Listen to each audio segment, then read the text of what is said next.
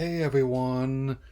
So, a couple weeks have not changed my plan that much apart from just getting things done um within the next 6 days. So with that in mind, before I talk about a Paul Thomas Anderson adaptation of a Thomas Pynchon novel to get ready for the newest one of both, I won't be able to make it in because I heard apologies accepted. I thought I would talk about something very silly, but also, in my opinion, as their first animated spin-off targeted at my demo.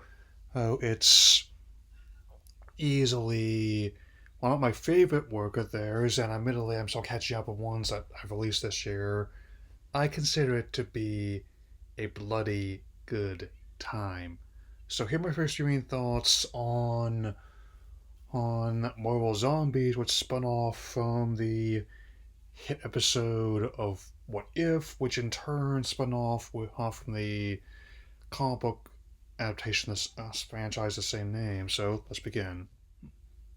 Picking up where the here the What If episode left off, taking place for the most part 5 years after its events, and scatter groups of heroes, those ranging from Spider-Man and Scott Lang's head wearing the strange cape, and Miss Marvel Kamala Khan are attempting to find a way to undo what has been done, as while Thanos in this timeline was much more directly brutal in his battle for control of Wakanda.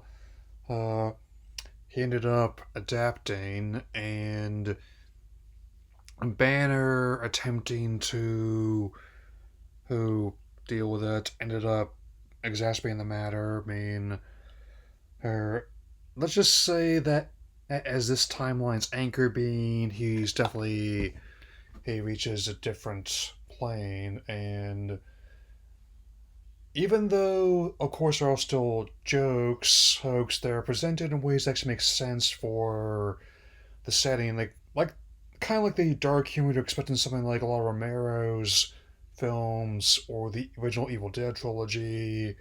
He, especially my personal favorite installment, Army of Darkness, that's where, admittedly, Lights may not be Journey's heaviest song, but the way it's being played as Shang-Chi and his followers are definitely in some kind of Mad Max Borderlands-esque pilgrimage to try and find a safe place to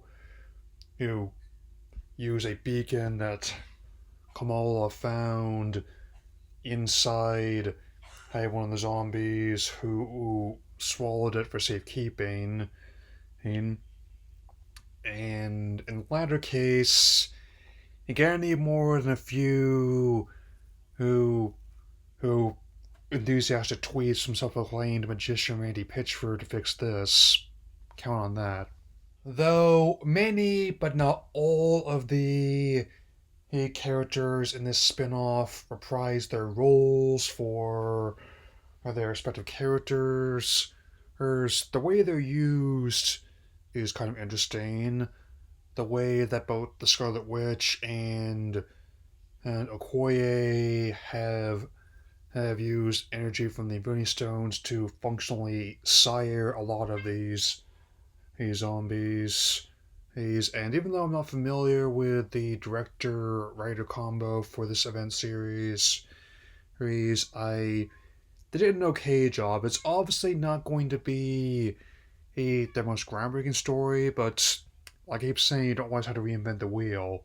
Sometimes you just have to roll it over some undead head and make them pop up like ketchup packets. It's with a hammer. Her and even the ending. I'm not going to go into too much detail but something tells me if slash when there's more, or they're gonna explore it a bit further. I mean, and I think it was definitely the right call to drop the whole event now, as we're definitely 1 week till October officially starts, and by the same proxy, a roughly 37 days to Halloween, and I've got my last costume component hanging up. I just need to have my other components washed, and I'm hoping I'll be recovered from my having my molars out sooner than later, though I cannot promise anything.